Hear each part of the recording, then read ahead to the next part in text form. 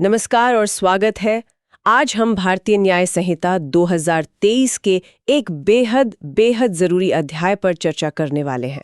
अध्याय 9 जो चुनावों से जुड़े अपराधों के बारे में है।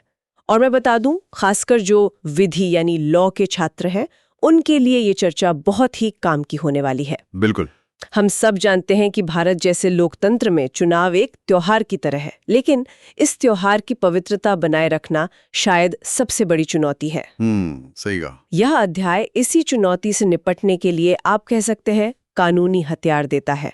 तो आज हमारा मिशन सिर्फ इन धाराओं को पढ़ना नहीं है, बल्कि ये समझना है कि ये असल में काम कैसे करती हैं, इनकी जरूरत क्यों पड़ी और क्या ये आज भी उतनी ही प्रासंगिक है। बिल्कुल, एक व्यवहारिक समझ बनाना जरूरी है। तो चलिए इस कानूनी चक्रव्यूह को भेदने की कोशिश करते हैं। किसी भी कानून को समझने के लिए सबसे पहले उसकी शब्दावली, उसकी डेफिनेशंस को समझना जरूरी होता है। जी। इस अध्याय के लिए धारा 169 दो बुनियादी शब्द तय करती है: उम्मीदवार और निर्वाचक अधिकार। एक प्रोफेसर के तौर पर आप इसे छात्रों के लिए कैसे सरल करेंगे? बिल्कुल, इसे ऐसे समझिए कि ये इस पूरे अध्याय की नींव का पहला पत्थर है। धारा 169 के मुताबिक उम्मीदवार मतलब वो कोई भी व्यक्ति जिसे चुनाव में लड़ने के लिए नामांकित किया गया हो। ये तो सीधा है। हाँ, ये तो सरल है। लेकिन दूसरा शब्द निर्वाचक अधिकार यानी इलेक्टोरल राइट, ये ज्यादा गहरा है। इसका मतलब सिर्फ वोट डालना नहीं है। अच्छा। इसमें उम्मीदवार के तौर पर खड़े होने का अधिकार, चुनाव से अपना नाम वापस लेने का अधिकार, वोट डालने का अधिकार और यहां तक कि वोट न डालने का अधिकार भी शामिल है। अरे, वोट न डालने का अधिकार भी? ये बहुत दिलचस्प है। मतलब कानून आपकी हर चुनावी पसंद की रक्षा करता है? एकदम, आपकी मर्जी की रक्षा करता है। ठीक है, तो नींव तैयार लें। अब आते हैं उन तरीकों पर जिनसे इस अधिकार को प्रभावित करने की कोशिश की जाती है। चुनावों में हम देखते हैं कि दो ही चीजें सबसे ज्यादा चलती हैं: पैसा और ताकत। चलिए पहले पैसे के इस्तेमाल पर बात करते हैं। कानून रिश्वतखोरी यानी ब्राइबरी को कैसे देखता है? पैसा चुनावी अपराधों का, आप कह सकते हैं, केंद्र है। और धारा 170 सीधे इसी पर हमला करती है। ये रिश्वतखोरी को दो तरफा अपराध मानती है। दो तरफा मतलब? पहला, अगर कोई व्यक्ति किसी को कोई फायदा, जिसे कानून की भाषा में परितोषण कहते हैं, इसलिए देता है ताकि वो एक खास तरीके से वोट दे या ना दे, परितोषण। और दूसरा, अगर कोई व्यक्ति खुद के लिए या किसी और के लिए ऐसा कोई फायदा स्वीकार करता है, यानी रिश्वत देना और लेना दोनों ही अपराध है। यहीं पर इसी धारा में एक बहुत ही दिलचस्प बात है। एक परंतुक, एक प्रोवाइजो है जो कहता है कि सार्वजनिक नीति की घोषणा या सार्वजनिक कार्रवाई का वादा रिश्वत नहीं माना जाएगा। ये फर्क बहुत बड़ा है और अक्सर यहीं पर कंफ्यूजन होता है। आपने बिल्कुल सही नस पकड़ी है। ये बहुत जरूरी फर्क है। इसे ऐसे समझते हैं, अगर कोई पार्टी कहती है हम सत्ता में आए तो शहर में एक नया फ्लाईओवर बनाएंगे, तो यह एक सार्वजनिक नीति का वादा है जो सबके लिए है। ये कानूनी है। लेकिन अगर कोई उम्मीदवार एक वोटर से कहता है आप मुझे वोट दो, मैं आपके घर के सामने की सड़क बनवा दूंगा, तो ये एक व्यक्तिगत रिश्वत है। अच्छा। कानून इसी बड़े यानी मैक्रो और छोटे यानी माइक्रो के फर्क को पहचानता है। तो इसके लिए सजा क्या है? धारा 173 में इसका जिक्र है। जी, धारा 173 के तहत रिश्वतखोरी के लिए 1 साल तक की कैद या जुर्माना या दोनों का प्रावधान है। 1 मिनट, बस 1 साल की सजा? क्या ये सजा वाकई किसी ऐसे उम्मीदवार को रोक सकती है जो चुनाव जीतने के लिए करोड़ों खर्च करने को तैयार है? जमीनी हकीकत में क्या ये एक मजबूत डिटरेंट का काम करती है? ये एक बहुत ही जायज सवाल है। पहली नजर में सजा शायद कम लगे, लेकिन यहाँ कानून का मकसद सिर्फ जेल भेजना नहीं है। इस अपराध में दोषी पाए जाने पर उम्मीदवार को चुनाव से अयोग्य भी ठहराया जा सकता है। ओहो, ये तो बड़ा असरवार है। हाँ, उसकी जीती हुई सीट भी जा सकती है। तो जब दांव पर पूरा राजनीतिक करियर हो तो 1 साल की सजा का डर भी बड़ा हो जाता है। इसका असली असर सजा की अवधि से ज्यादा उसके अंजाम में है। इसी में सत्कार के रूप में रिश्वतखोरी, ब्राइबरी बाय ट्रीटिंग का भी जिक्र है।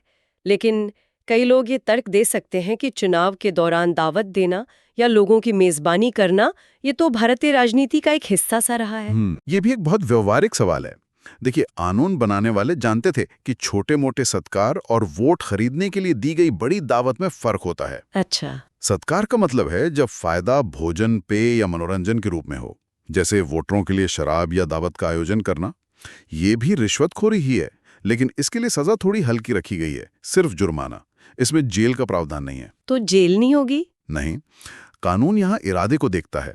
क्या ये महज एक चुनावी सभा का हिस्सा है या फिर वोट को सीधे तौर पर खरीदने की कोशिश? ये लाइन बहुत बारीक है और अदालतें हर मामले को उसके तथ्यों के आधार पर ही देखती हैं। तो ये तो हुई सीधी रिश्वत की बात।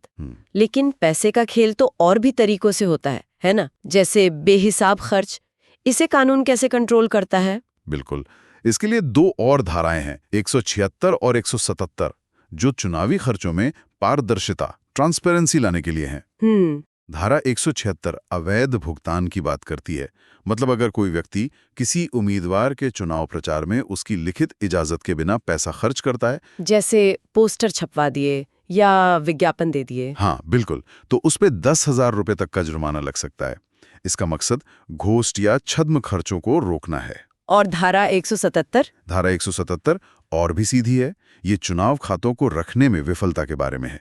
अगर कानून के तहत किसी उम्मीदवार को चुनावी खर्च का हिसाब किताब रखना जरूरी है और वो ऐसा नहीं करता, तो उस पर 5,000 रुपए तक का जुर्माना लग सकता है। ये दोनों धाराएं शायद रिश्वतखोरी जितनी गंभीर ना लगें, लेकिन ये चुनाव आयोग को मनी ट्रेल पर नजर रखने में बहुत मदद करती हैं। ठीक है, तो ये तो हुई पैसे की ताकत। लेकिन जब पैसा काम ना आए तब क्या होता है? तब शायद डर और धोखे का इस्तेमाल होता है। यहीं पर चुनावों में अनुचित प्रभाव यानी अनड्यू इन्फ्लुएंस का कॉन्सेप्ट आता है ना? एकदम सही। जब लालच की जगह डर ले लेता है, तब धारा 171 सामने आती है। ये कहती है कि अगर कोई व्यक्ति किसी के निर्वाचक अधिकार के स्वतंत्र इस्तेमाल में जानबूझकर दखल देता है, तो वह अनुचित प्रभाव का अपराध करता है। इसे और साफ करने के लिए कानून दो उदाहरण देता है। पहला, किसी उम्मीदवार या वोटर को किसी भी तरह की चोट पहुंचाने की धमकी देना, शारीरिक, आर्थिक या मानसिक। एक सेकंड, दूसरा उदाहरण तो और भी अनोखा है, दैवीय अप्रसाद या ईश्वरीय प्रकोप की धमकी देना। जी। क्या आप कह रहे हैं कि अगर कोई तांत्रिक या धर्मगुरु किसी को श्राप देने की धमकी देकर वोट मांगता है तो उस पर क्रिमिनल केस हो सकता है? ये तो बहुत ही अनोखा प्रावधान है। ये दिखाता है कि कानून बनाने वाले हमारी सामाजिक सच्चाइयों को कितना समझते थे। आपने इसकी आत्मा को पकड़ लिया है। भारत की सामाजिक धार्मिक संरचना बहुत जटिल है। यहाँ लोगों की आस्था बहुत गहरी होती है। बिल्कुल। कानून निर्माता जानते थे कि धर्म या अंधविश्वास का गलत इस्तेमाल करके वोटरों को डराया जा सकता है। इसलिए किसी धर्म गुरु का ये कहना कि अगर फलां पार्टी को वोट नहीं दिया तो भगवान नाराज हो जाएंगे या तुम्हारे परिवार पर विपत्ति आ जाएगी, ये भी अनुचित प्रभाव के तहत एक गंभीर अपराध है। वाह! ये प्रावधान हमारे लोकतंत्र की धर्मनिरपेक्ष जड़ों की रक्षा करता है। डर के अलावा एक और बड़ा हथियार है धोखा। जैसे किसी और का रूप लेकर वोट डालना, जिसे कानून की भाषा में प्रतिरूपण यानी पर्सनेशन कहते हैं। हाँ, ये धारा 172 में आता है और ये चुनावी प्रक्रिया की आत्मा पर सीधा हमला है। कल्पना कीजिए एक गांव की, जहां एक व्यक्ति की मृत्यु हो चुकी है, लेकिन उसका नाम वोटर लिस्ट में है। चुनाव के दिन कोई और व्यक्ति जाकर उसके नाम पर वोट डाल देता है। ये सिर्फ एक फर्जी वोट नहीं है, ये उस मरे हुए व्यक्ति की पहचान का भी अपमान है और पूरे सिस्टम के साथ धोखा है। बिल्कुल। अमन कहता है कि किसी दूसरे व्यक्ति, चाहे वो जीवित हो या मृत, या किसी काल्पनिक नाम से वोट डालना प्रतिरूपण का अपराध है। क्या इसका कोई अपवाद है, जैसे हमारे सैनिक जो प्रॉक्सी वोटिंग करते हैं? हाँ, कानून इतना कठोर नहीं है कि सही को भी गलत ठहरा दे। इसमें एक स्पष्ट अपवाद है। ये धारा उस व्यक्ति पर लागू नहीं होगी जिसे कानूनी तौर पर किसी और की तरफ से वोट डालने का अधिकार मिला है, जैसे कि सशस्त्र बलों के जवानों के लिए प्रॉक्सी वोटिंग। अच्छा, तो ये एक जरूरी बचाव है। जी हाँ। अब यहाँ एक और सवाल उठता है मेरे मन में।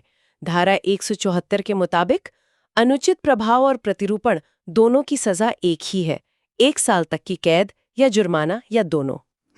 पर क्या किसी को धमकाना और किसी और के नाम पर फर्जी वोट डालना एक ही स्तर के अपराध है? कानून इन्हें एक नजर से क्यों देखता है?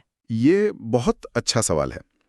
देखिए, कानून यहाँ अपराध करने के तरीके को नहीं, बल्कि उसके नतीजे को देख रहा है। अच्छा, नतीजे को? हाँ, दोनों ही मामलों में नतीजा एक ही है, मतदाता की स्वतंत्र इच्छा का हनन।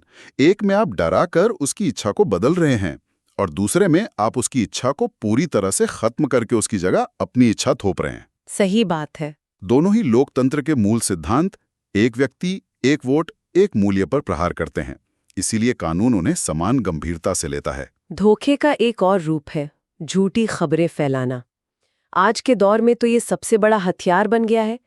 धारा 175 चुनाव के संबंध में गलत बयान के बारे में है।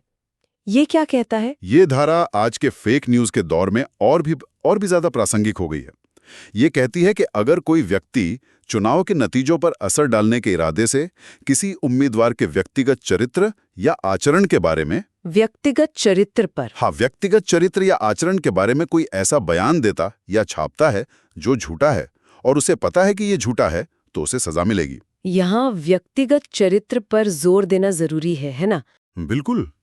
मतलब आप किसी उम्मीदवार की आर्थिक नीतियों की आलोचना कर सकते हैं। आप कह सकते हैं कि इनकी नीति देश को बर्बाद कर देगी। ये कानूनी है, ये राजनीतिक बहस का हिस्सा है।